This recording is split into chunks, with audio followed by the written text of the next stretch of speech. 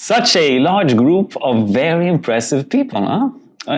So that's terrific. That's the first time for us. We always have one guest, and now we have 5. So that's terrific. We'll start with a short talk with Derek and Sheldon about the book itself. So just some general questions that I wanted to ask you. This book, very much awaited book, and an essay collection published by Routledge. And before we engage with the actual essays presented in the book, I want to ask you, one of you, maybe you can tell us where does the history of the relationship between racism and psychoanalysis begin? Or I just wanted to show you this because Sheldon and I always talk about this. You know, in superhero comics, there's always like an origin story, like where came from. But Sheldon and I have worked on it. We've got an origin story now, and this is one part of that origin story. It's a book edited by Christopher Lane entitled "The Psychoanalysis of Race," and it came out Columbia University Press, New York, 1998.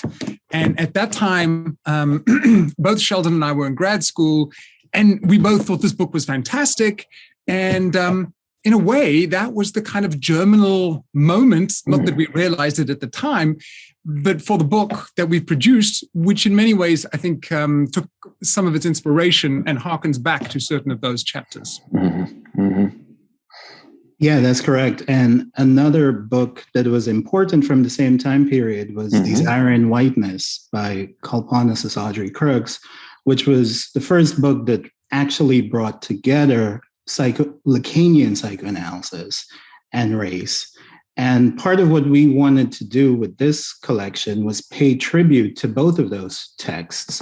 So we actually included an afterword by Kalpana, and our structure, the focus on creating a collection on a single topic is in some ways an imitation of Christopher Lane's book.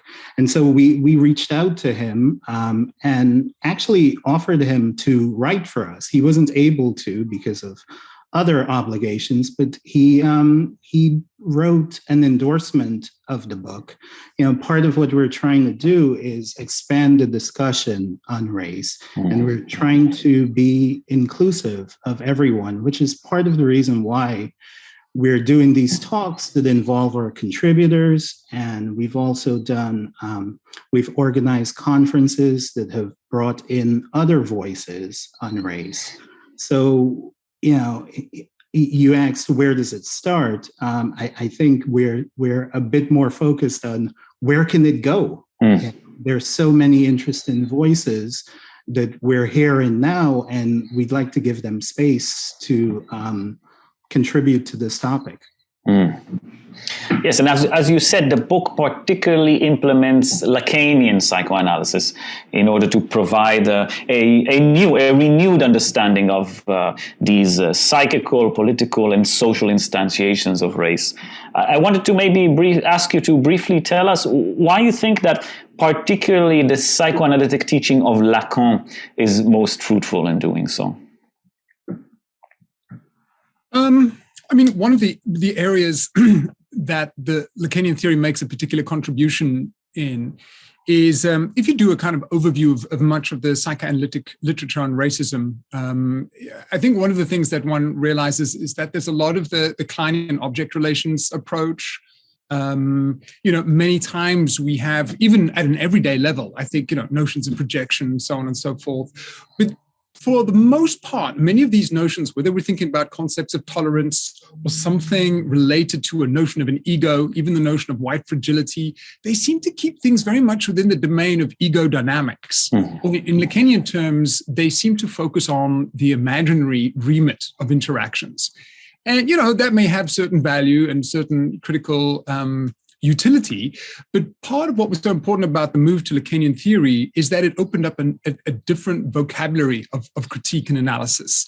And, we see that already in a book like the Christopher Lane book, but even more so in a sense in the book that we've worked on, because I think you find there routinely that we're using a vocabulary of jouissance, of the real, of lamella, of drive, which does a very different type of work. And it seems to me, at least, I think Sheldon would agree, that it gets out of this tendency to keep racism conceptualized within what we could call the psychological, a series of psychological dynamics.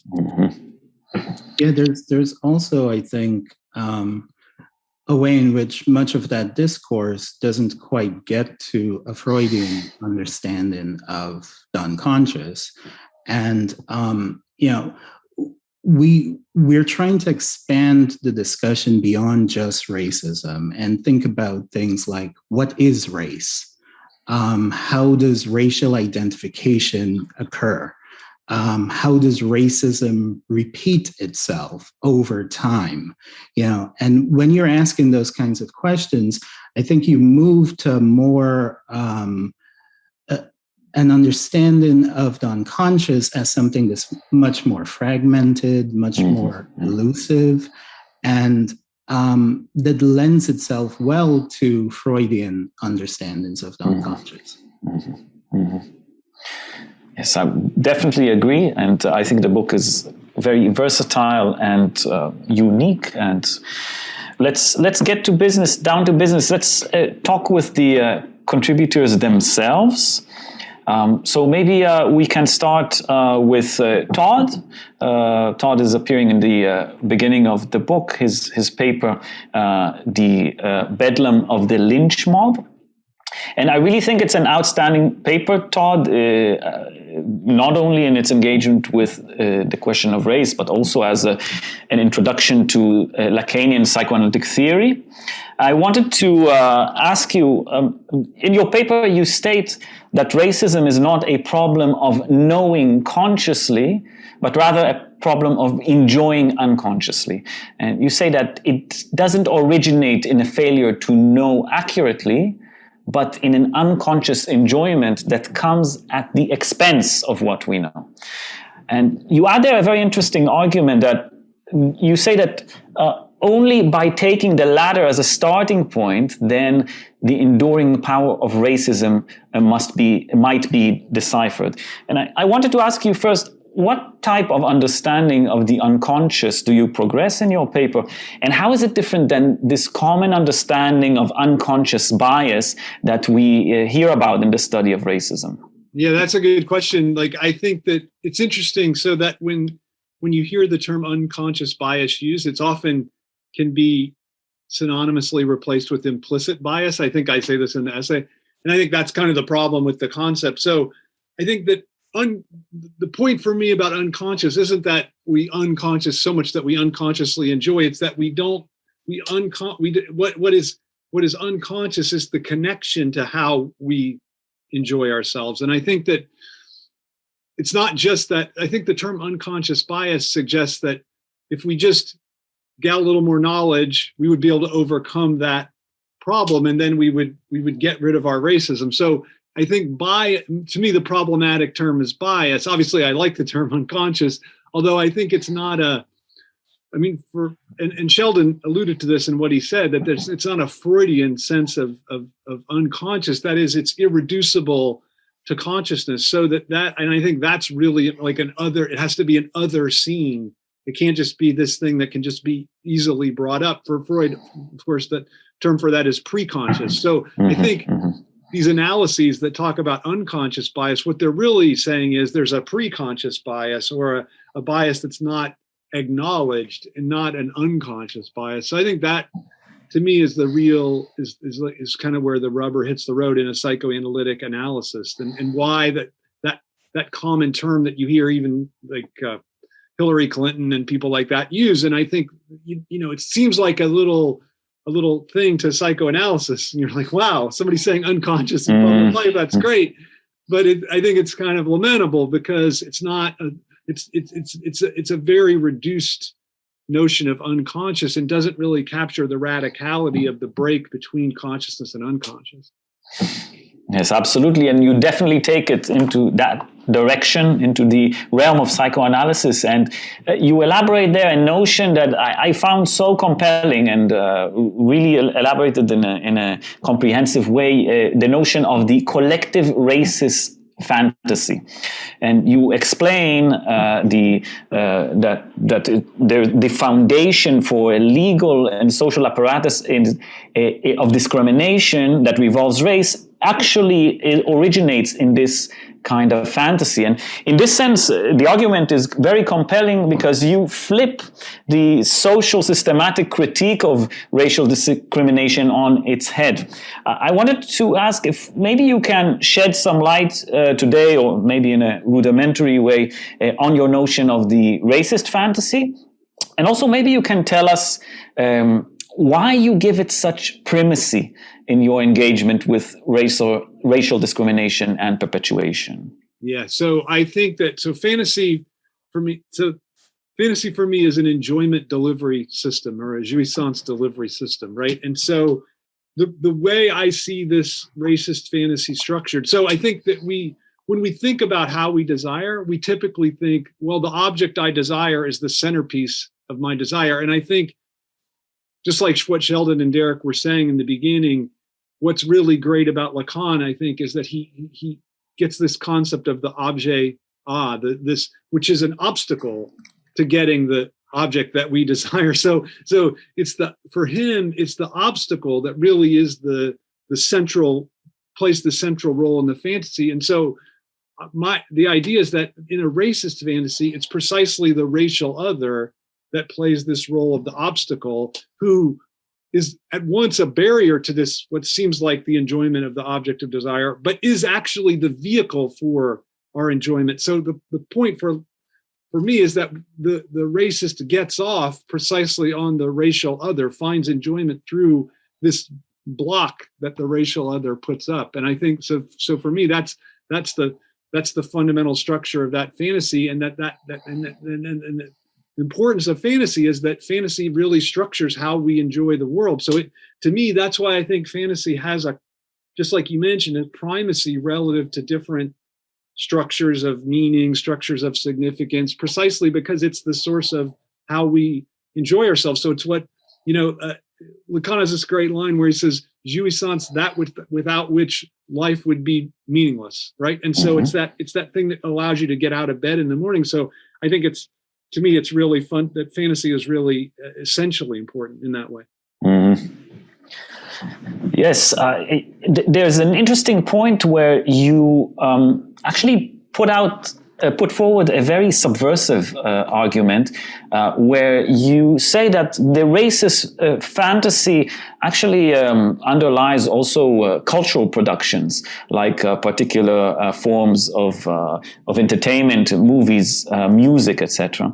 And you say that even by listening or participating in this kind of fantasy, even, we can say being pure at heart, at least, not meaning to propagate racism, you in fact participate in it in a certain way. Can you shed some light on that argument? Yeah. So let me just give you an example of it. So I was at the gym shooting baskets with my son about 3 years ago, and these 3-4 high school kids, all white guys, come into the gym and they start blasting some rap music, and it's like the most misogynist kind of descriptions of acts, and they're just totally they're totally into it. And what I found striking was no one the authorities didn't come and say like that's inappropriate music to put on, precisely because I think they thought, oh, that's what rap music or hip hop is. And so I think that to me, that was it just struck me so much that these like normal white kids who probably didn't, weren't obviously consciously racist. They thought, well, hey, I'm listening to black music. It's not a racist act. But what was interesting to me was it enabled them to listen to things and participate in things that they would never have participated in themselves if it was just them doing it. So I think that, to me, that really stuck out to me, that there was this way that these just white, whatever kids were able to have this. And I thought, well, that's really the appeal for them. So I think that was to me an instance of a cultural production that I just happened to, bear witness to. And I happened to talk to my kids, and they're like every single, so whatever, the high school's like, I don't know, 75% white something.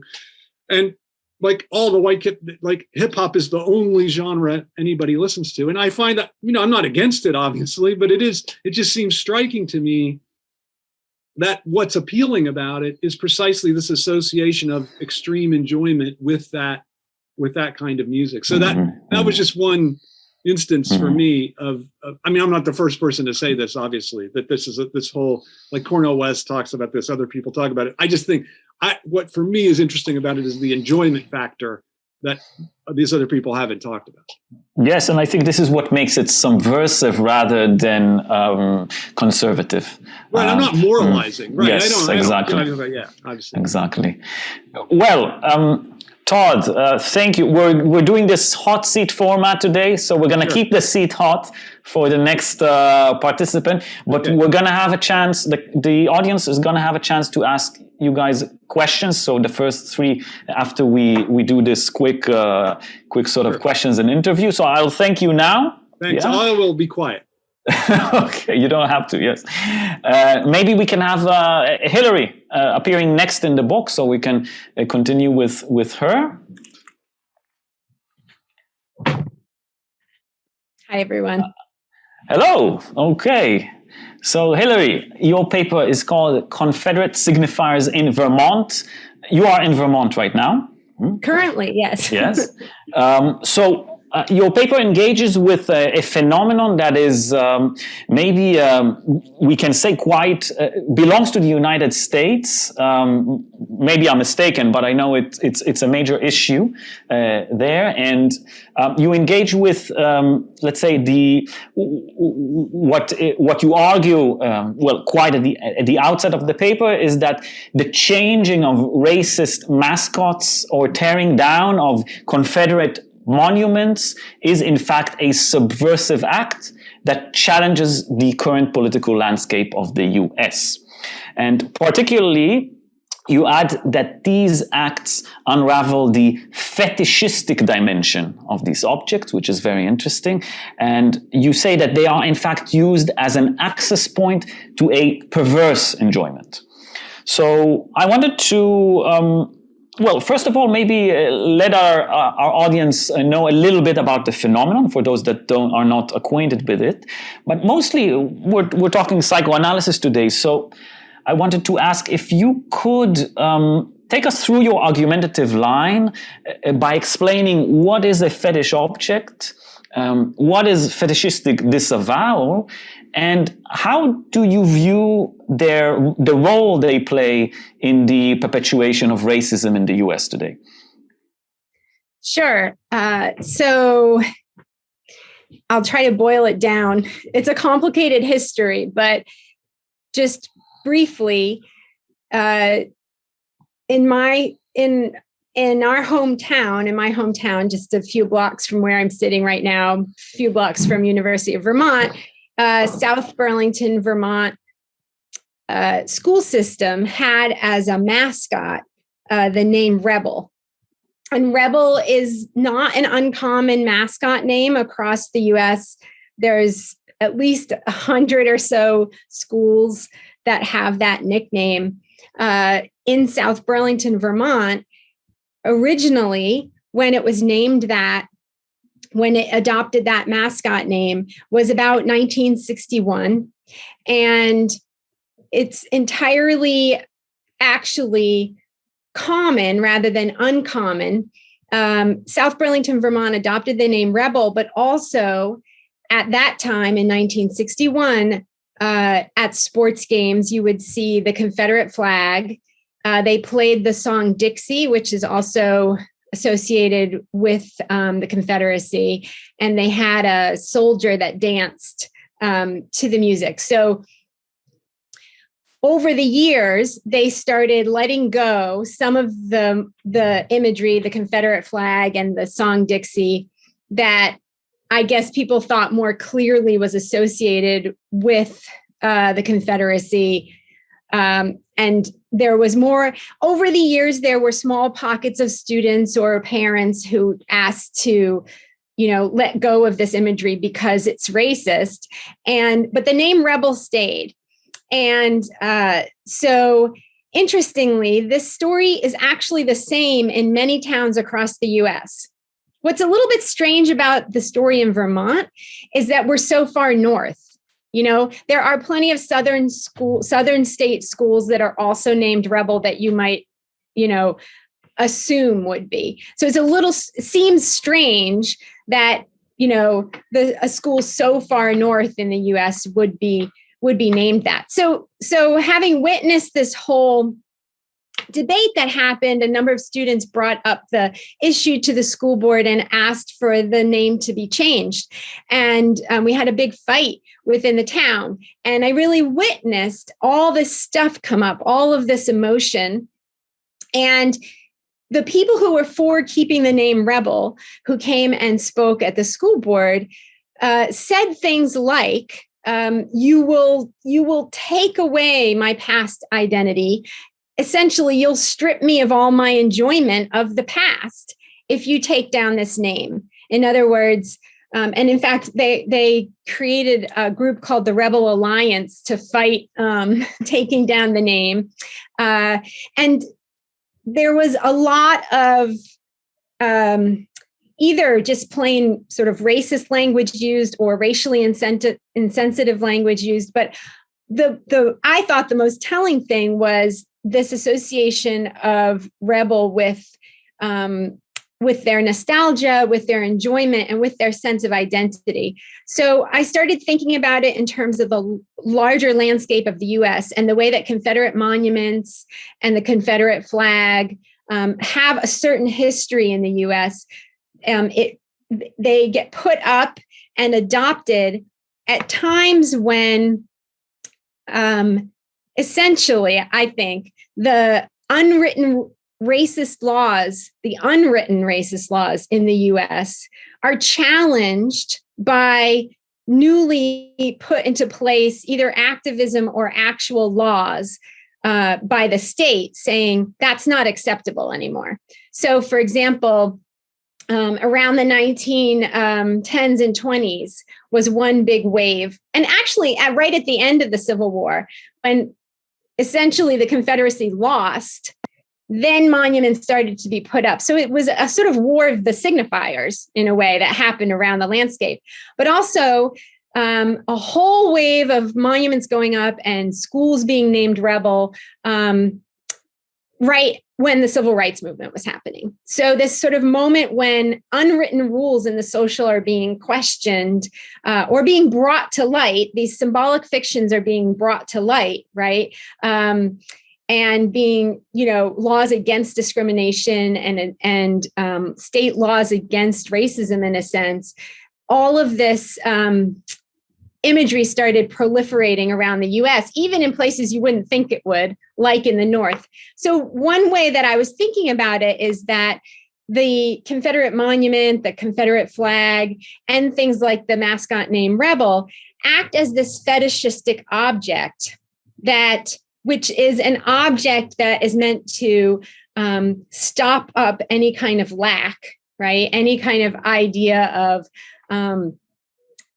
lack in the subject, and sort of be an immovable object that then creates a sense of wholeness, right? And that sense of wholeness, again, contributes to this idea of a whole identity and is tied back to slavery itself, right? So it operates in several ways.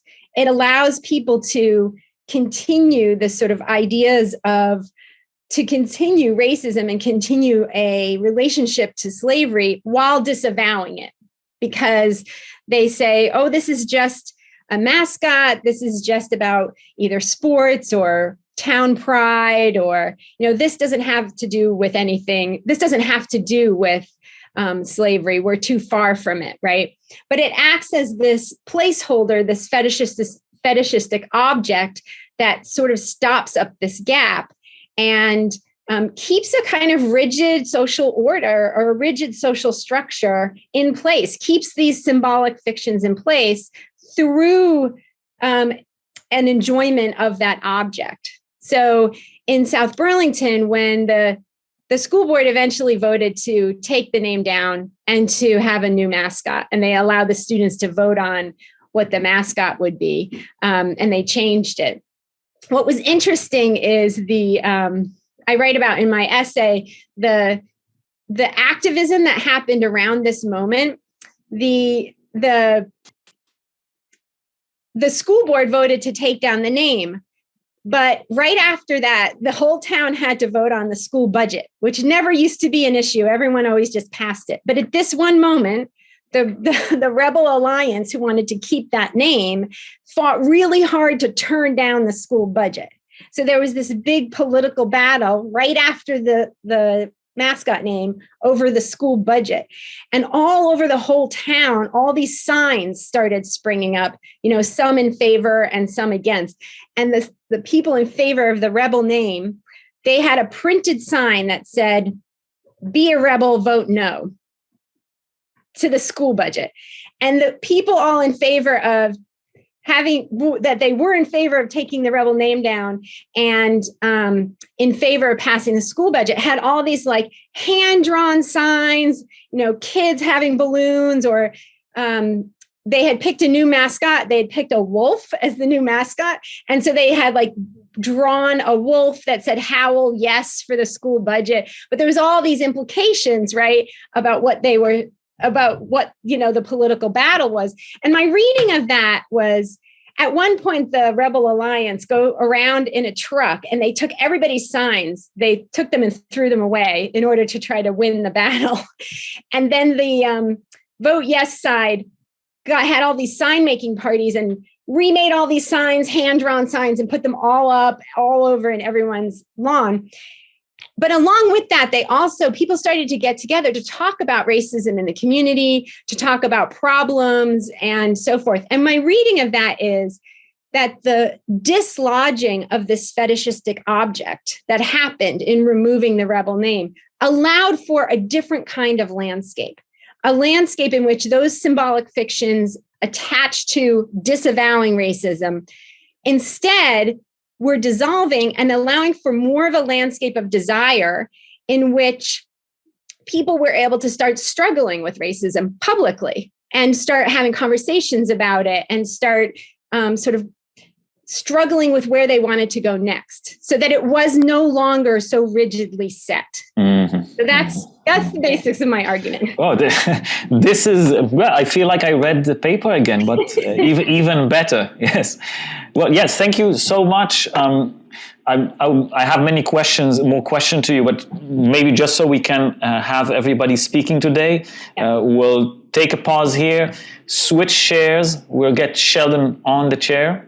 Good. And then we'll have a few minutes to ask you guys questions before you need to leave, and then we will start with the second segment. So, Sheldon, not only the editor, also contributed the piece, The Lacanian Subject of Race. I have many questions for you. Very dense and interesting paper in the collection. One thing that was very struck me as being extremely profound is the fact that you describe racism first and foremost as an unconscious knowledge about the subject's enjoyment.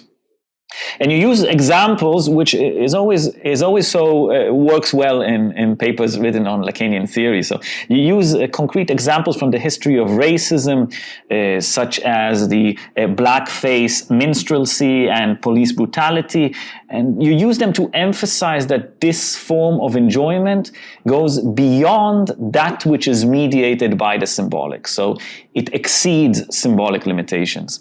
I wanted to ask you, how does this type type of enjoyment manifest in these racist practices? And how does illustrating racism as a knowledge about an excessive enjoyment helps us, in fact, understand better its dynamics? So I think, in a way, this essay continues some of what I started saying. That is that part of what we're trying to do is think about different levels of psychic engagement with the concept of race. So we're trying to theorize race, we're trying to theorize racism, and we're trying to theorize racial identification. I think at the heart of all of that is my reading of the object A, which I suggest is connected to a concept of race. That is that, when we think of race, despite the fact that today we don't imagine that people are essentially different from us, there's still this sense of some fantasy difference, some sort of core difference between members of different groups. So we sort of insert a fantasy object into them. For me, that object is the object A. And part of what I do is I trace Freud's work in group psychology in relation to the notion that the leader has some sort of unique quality that defines the leader, and that the leader then sort of members of the group identify with. And, so it becomes this sort of fantasy thing that bonds the group as a group. For me, that's the object A. So that's how that moves us really from a notion of a fantasy object, race, to a notion of racial identification through that object. But part of what I'm doing too is I'm thinking about the Lacanian subject as a subject of race. What that means is that I'm thinking actually of two versions of the Lacanian subject. We typically think of the Lacanian subject as a subject that's defined by desire and lack. But there's also in Lacan a version of the subject that's defined by the drive. So lack, of course, gravitates toward the object A, right? The subject gravitates towards the object A in order to fill lack. The drive, Lacan says, has no object, but yet still it seems to circle an object. It seems to circle the object A. This, for me, is one of the ways that we could think of things like racism. That is, that what happens is that the subject sort of identifies in the external world some fantasy object that agitates the drive, that the drive sort of circles around. Lacan talks about the drive as connected to what he calls the mother's tongue, right? And he defines the drive in relation to the demand of the mother or the demand of the other. The sense is that there is a demand coming from the other that is in some way incomprehensible to the child. And so the child has to struggle to interpret it. And this is where fantasy comes in. I think this is where, you see parallels with my work and Todd's work. Yes. That is that the child sort of fantasizes a relationship to the object. And that is what bonds the child to the object, right? And so here we have racism developing as a mode of enjoyment that gets transferred from previous generations to later generations, right? So racism becomes this mode of enjoyment that then, I argue, actually structures the unconscious. So now we have a different notion of the unconscious as one that is structured around pleasure. And it is an unconscious pleasure that we are not aware of, and that is why it is repeated. So I think this is a different understanding of racism. It's a different conceptualization of racism, and it it points to certain difficulties in getting past racism. Yes, absolutely. And yeah, this is a very subversive argument, a very interesting argument to claim that, in fact, we must reconsider understanding of the unconscious in relation to race. And I think this was a major talking point in your paper. Funnily enough, you've answered my second question, but I wondered, I know that we are on time limit now, and maybe we can have some questions from the audience. Would we have about 5 minutes for that?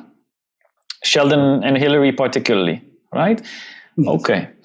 So we'll have about a few minutes now. If anybody has a question to Todd, Hilary, or Sheldon, we'll take questions right now from the audience.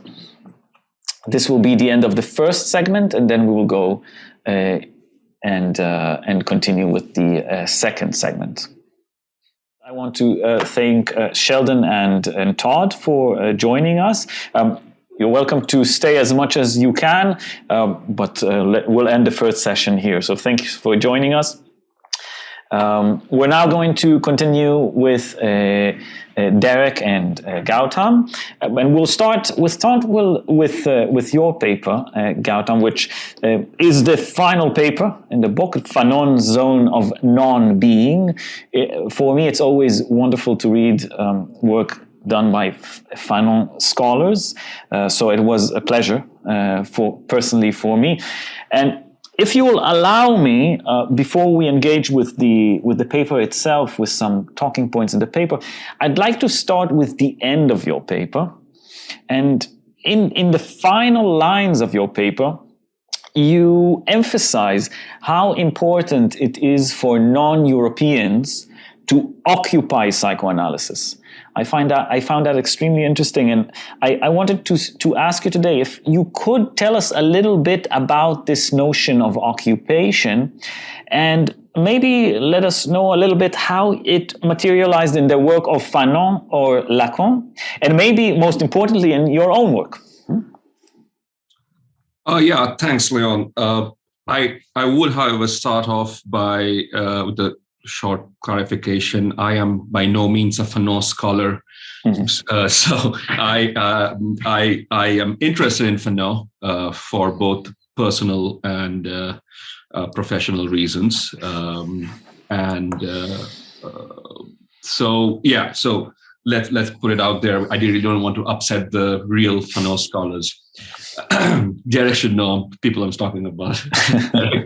All right. So yes, Occupy Psychoanalysis. I think obviously the reference or the echo is to Occupy Wall Street, the movement that happened. But what I'm talking about here is that Fanon shows through his writings and as well as through his own clinical work why it is important for non-Europeans to kind of put their foot in the door and start, talking about their own experiences, their own practices, their own understanding of psychoanalysis.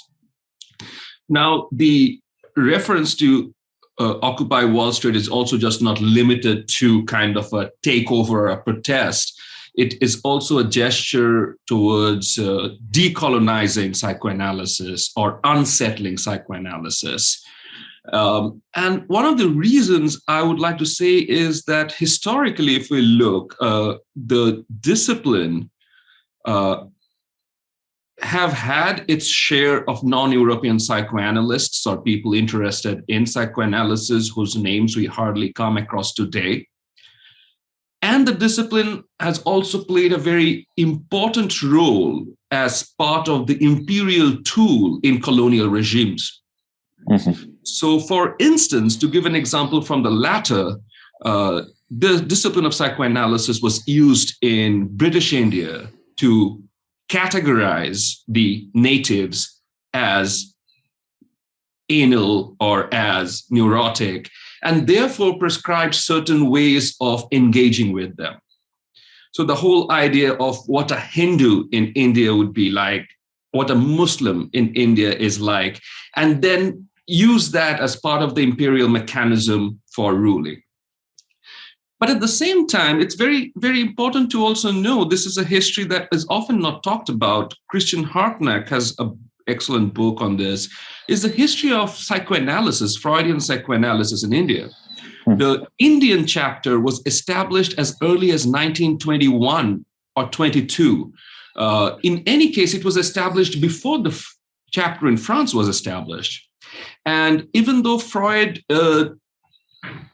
attitude towards Indians was at best dismissive, 1 or 2 or 3 Indians who were mentioned, but he had a really interesting relation with the founder of the Indian Psychoanalytic Association, which started in Calcutta, my city, Girindra Shekhar Bose, and they had a long correspondence and exchange. So these are some of the voices which perhaps we need to also bring back into our discussion. And the aim is not only to, throw out, let's say, Freudian discovery or anything like that, but also to have these other voices in the mix to see what kind of, new ways can emerge when we are attempting to both move psychoanalysis into discussions of race and racism, which, as Derek and Sheldon say, can be considered a blind spot in Lacan's thinking. So it's not just what psychoanalysis contributes to understanding of race and racism, but also how the social issues of race and racism can help us rethink psychoanalysis, at least at the theoretical level.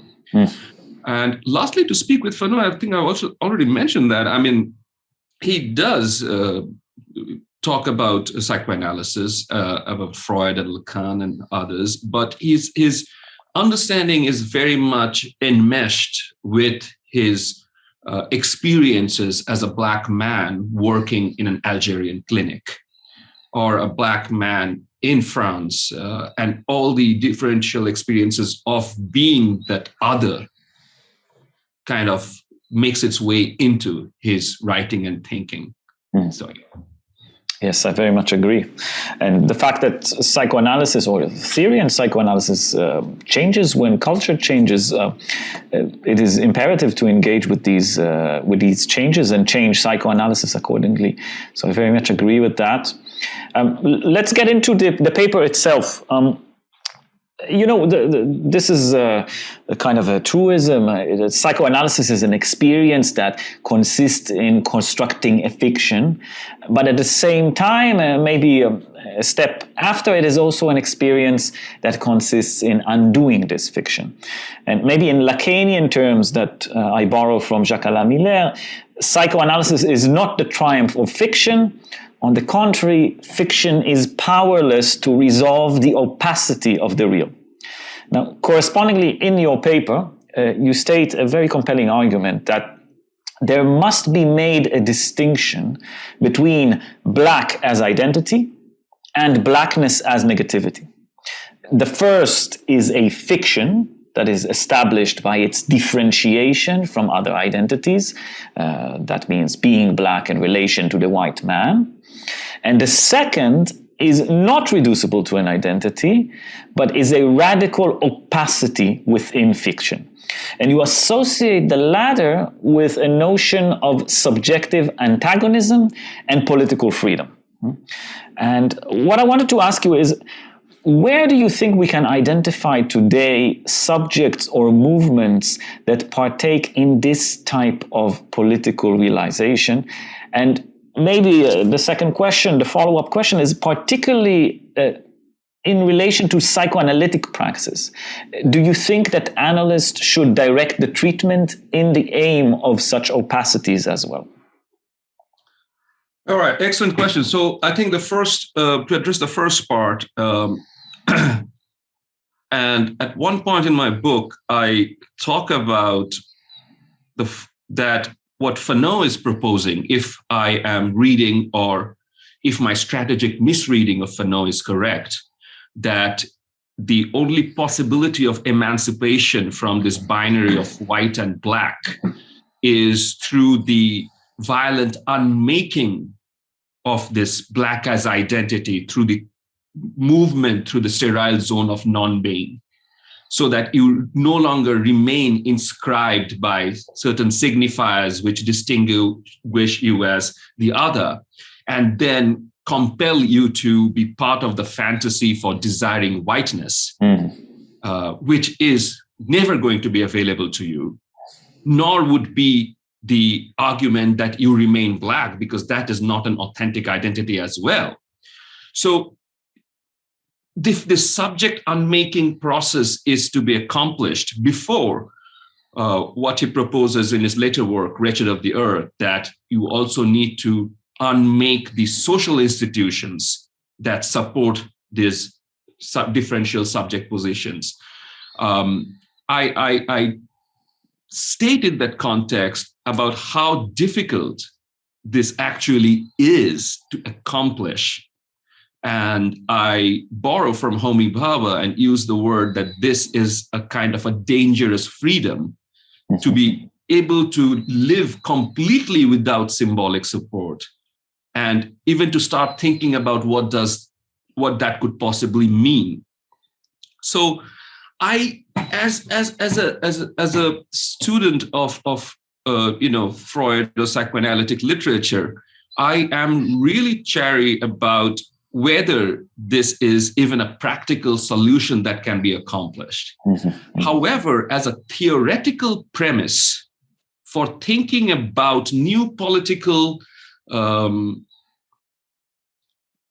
ideas which can be formulated not on basis of, or not for claiming or reclaiming identities, but via an understanding of our universal condition as negated subjects, as the universal condition of being ontologically lacking, what could that discussion or dialogue end up producing in terms of political change?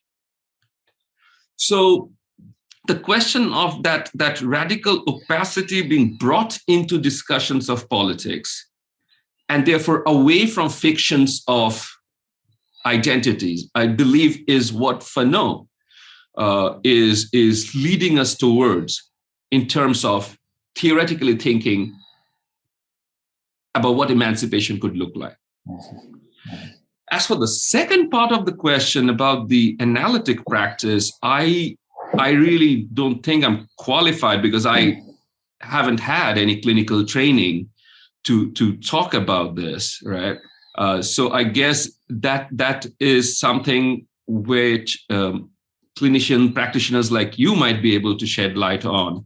But if I can hypothetically try and think of the situation of being completely stripped of any symbolic support, I think that's a very precarious condition, and I'm not sure if it can be translated into reality for speaking subjects. But as a theoretical premise, I definitely think, coming from Fanon, it's an invitation to thinking, something that we have completely lost track of. I mean, today we are so much involved in activism, mostly through social media, liking someone in support of something or signing something on change.org. And the fact that we need to return to this thinking about these big issues, like what is race? How does it affect us? Is there a possibility of racism ever ending? And what would that kind of a world look like? Not a world where we are saying, okay, we're going to tolerate everyone who is different, and there would be like a network democracy of multiple identities. Not like that, where we are a world of universal negated subjects. What would that mean? I think that invitation is something I get from reading Fanon, and that's what I wanted to kind of, highlight in my essay. I see. Yes, clearly. Yeah. Just for future reference, implementing this idea in the scope of psychoanalysis, this reminded me a little bit of the work of Deleuze and Guattari in their schizoanalysis and their idea of the body without organs. And the aiming of an analysis to such trajectories. I think that might be an interesting point. We should talk about that at a future time. Right. Yeah. But we stop here, as we do in a Lacanian analysis. We stop at a certain important point, and we get to the next piece that we're going to talk about. Please stay with us, Gautam. We're going to have some questions soon. Derek, if you'll join me here on the chair here. Thank you. So, Derek, you have 2 papers in the collection. Which I love both of them because you tend to just provide an insight into Lacanian psychoanalysis, into the theory and the practice, while doing something very important as you do it. So that was terrific. The one is called Pilfered Pleasure, and the other is The Object of Apartheid Desire. Both are really interesting. I'll try. I have many questions. I'll try and ask too. So, which ones do you like the most? You got to pick. That's what I'm doing. On the fence here, got to have I'll pick the ones that are the nastiest. No, I'm kidding. I'll pick the ones that I like the most, of course. The first paper, let's start with that one. You present a thesis on racism as jouissance. And this is a very loaded Lacanian concept. And you blatantly say that, clearly state that in the paper. You say there are some critical issues, some problematics that we need to engage with when we talk about jouissance. And while you do it and you engage with these points of conceptual critique, you also give a very insightful elaboration of this very elusive Lacanian concept. So I wanted you to maybe take us through this and tell us a little bit about the role of jouissance in your understanding of racism by engaging with its critique, as you state, as being a psychologically reductionist, overly inclusive, conflated, and decontextualized concept. Yeah, thanks. I mean, maybe just very briefly, earlier on, I'd suggested that Lacanian concepts seem to me indispensable in thinking about racism today, and jouissance is one of those. So our first step, I think, is just to point to how crucial that concept can be. But I also am aware, I mean, I've made critiques in that chapter, but other colleagues are also now saying, which is kind of a little bit of a rumble within Lacanian circles, that maybe Lacanians use jouissance in a very descriptive way, which lacks the precision that you would need to say something more definitive or more analytically helpful, in a sense. Mm-hmm. You're referring to Darian Leader's book.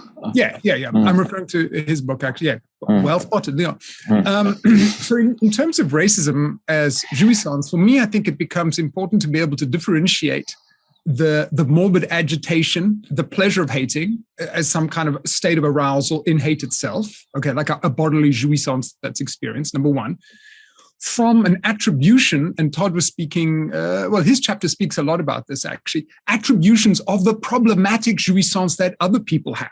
Mm-hmm. Whether that is some kind of, bodily music. I mean, we were talking about music a little bit, some mode of passionate enjoyments that others may have, which is another form, a kind of toxic, problematizing, lethal jouissance that the other has, and that we therefore find them blameworthy for because of this element.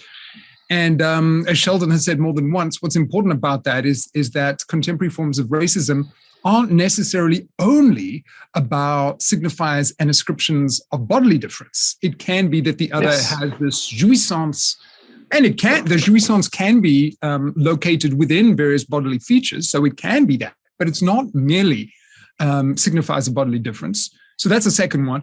Then the third one is this kind of narcissistic libidinal treasure that I have, the precious object A jouissance that is mine and what I get my special enjoyment from, whether it's fox hunting in the United Kingdom or whatever it might be, that is so precious to me.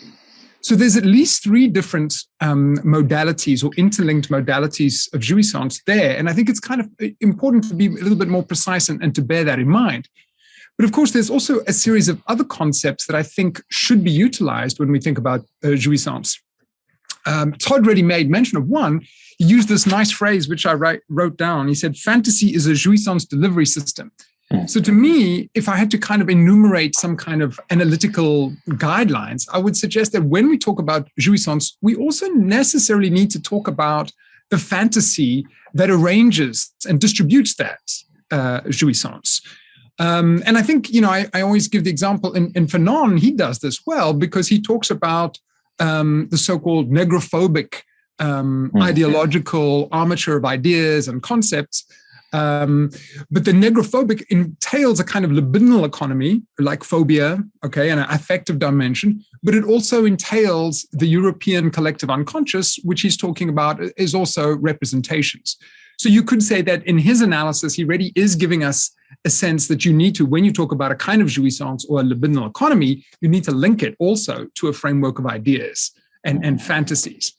So that's another thing. And then just two more, and then I'll kind of, one is the object A. This, and you've already seen in how I've been speaking about it, when I have an attribution of what's precious about me and what I get my enjoyment from, this presumption of what's precious about me, it already entails this special libidinal treasure object of object A.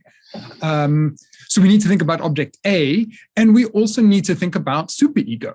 And initially, that doesn't sound completely obvious, but I think that's kind of really important for me if we're thinking jouissance in societal, sociological terms, because when there's jouissance, we often make this shorthand assumption that jouissance is of the real, and therefore it's simply outside of the ideological framework. It's outside of the symbolic. But in fact, jouissance, you could say, is it situates itself on the outskirts of what is a given norm, or because it's transgressive often, particularly for Lacan of Seminar 7. And if it's transgressive, that means it has a kind of parasitic relationship to law and norms. And in that respect, it's not completely outside of the symbolic. And also, of course, when we emphasize the superego element, we also see how racism often entails a kind of morality, a very weird kind of morality, but a kind of identification and a sense of why the object of my racism is somehow morally wrong, morally problematic. And that also leads to this weird psychical justification for a certain kind of violence against the object of my racism. And that my racist ire, so to speak, also has this invective of a superego ferocity. And there's maybe other theories that can take us to some of these ideas and some of these dimensions of racism. But I think a Lacanian framework really enables us to think about those things in a more precise way. Yes, as you demonstrate in that paper quite clearly. Maybe we can segue to the second one, referring to the ideological framework, as you've just said. The second paper on the object of apartheid desire, you pose an interesting question in reference to the ideological framework. You ask, is apartheid ideology a free-floating parasitic idea system that controls the minds of its host? Or is it an idea system that is consciously constructed by apartheid intellectuals? You make this disjunction and you interestingly suggest that it might be both. And in psychoanalytic terms, you associate the first with the moment when the subject is spoken by the other, by the big other, and the second with the moment when the subject voices their own distinctive phantasmatic articulations of ideology. Now, I wanted to ask you, how does Lacan theory or Lacanian theory particularly help us understand the complexity of this mutual enmeshment of the trans-subjective social historical substance on the one hand, and the unconscious of the individual subject of ideology? Yeah, I mean, a kind of meta-theoretical comment just to introduce that. I mean, those two chapters, there's a little bit of overlap, but they seem to represent quite different periods of Lacanian theorization, which I think speaks about the richness of the resources that Lacanian psychoanalysis gives us. But maybe in a nutshell, what the chapter was trying to do, I don't put it in these terms in the chapter, but you could say, given the disciplinary academic constraints we normally find ourselves in. We sometimes have sociological or societal-wide or structural theories of racism on the one hand, and often ideology finds its feet in that type of theorization. And then we have psychical and psychological conceptualizations of racism. And one of the questions for me is that you could say, it's not just the case that psychological is not good enough without the sociological, and it's not also good enough to say the sociological is simply inept without the psychological. Presumably, you need to think about how they articulate. Mm-hmm. And just while we're making the point, it seems to me that Fanon is constantly in black skin, white mask, struggling with how to bring these two things together. And maybe we're butting up against a kind of epistemic boundary, which is difficult to think how that articulation works. But for me, Lacanian psychoanalysis gives us a way of thinking about that, precisely because so many Lacanian concepts are focused precisely in that intermediary domain of the transsubjective, or in this mediating space, which can't simply be divided either into the psychical subject, the singular subject, or the socio-political. It's this in-between zone. And what I mean by that is Lacan himself gets into a little bit of difficulty. Now, I forget, I think it's around Seminar 11 when Jacques-Alain Millet says to him something like, what is your ontology of the subject? And Lacan gives a little bit of an answer, but seems to be at a little bit of in a difficult position. And one of the reasons you could say that he's in a difficult position is that up until a certain point in his teaching, it's all very much about how the subject is alienated in the signifier, how the subject is the result of the signifier. All of that remains crucially important, particularly for clinical practice, and we shouldn't, as it were, walk back the kind of radical and important contribution that Lacanian psychoanalysis makes in that respect. But once we've emphasized how much the subject can be alienated in the signifier, which also means overdetermined, overspoken by the big other, we have a problem. What is that? We want to know, well, in terms of social theories of racism, it could mean that someone could say, like I come from a white supremacist background, apartheid South Africa. Where was racism? Well, the big other was racist. And that's where, at the level of ideology, which overdetermined everything. Now, in a way, that's true, but it also starts to sound problematic because the singular subject could kind of try to exculpate themselves. Well, it's not me who's racist, it's the big other overspeaking me, determining my subjectivity about these things. Yes. So back to Seminar 11, one of the things Lacan then is obliged to do is to start thinking about how the subject is not only alienated by the other, alienated by signifiers, but how the subject also attains something like a kind of separation. And that separation entails some kind of interchange where there is a movement away from the big other, whereby the remainder that remains in place is this object A of fantasy. So without making a complicated story even longer, let's just say that those notions of how the subject relates not simply to the big other as alienating them and overdetermining them with signifiers that come from that ideological framework, the notion of separation in Lacan and the notion of object A, I think give us useful ideological a useful sense of how racist ideology works, which means then that Derek is not simply racist because he's overdetermined and alienated in a big other, but he tries to find an answer, a personal, precious something about himself that he can give back to the question the big other is asking. And that little phantasmatic creation is mine. And once we have that, this exchange, big other asking, who are you? And me trying to get a sense of, well, what does the big other want? What must I provide? What must give me value in this societal context? There is something about the singular subject that is made in the response to that. And I think with all of those pieces in place, Lacanian theory gives us a nice riposte or retort to structuralist theories of ideology, which don't want to make a place for the singular subject and which don't want to make the place for psychical facts of psychical life. Because remember, in terms of pure hardcore structuralism, the fact of a psychological subject is completely irrelevant. So I think, and of course, the early work of Slavoj Žižek is so useful here, as is that of many other colleagues in the Slovene school. They're trying to say a Lacanian theory of separation, of object A, of fantasy, will help be able to address certain lacunae, certain absences in a structuralist theory of political ideology. Yes, absolutely. I couldn't not think about the notion of subjective rectification when we speak about the work in the practical work, where the complaint in the beginning is, oh, the big other is ruining everything, and at a certain point, the singularity of the subject has to be instated, forced into that fiction. So I think we can maybe end the discussion here. Thank you, Sheldon, Derek, Gautam, for staying with us until now. Again, I really cannot stress how much I enjoyed this essay collection, and really suggest to read it. So we will meet again in happy times, and thank you for the audience for participating as well.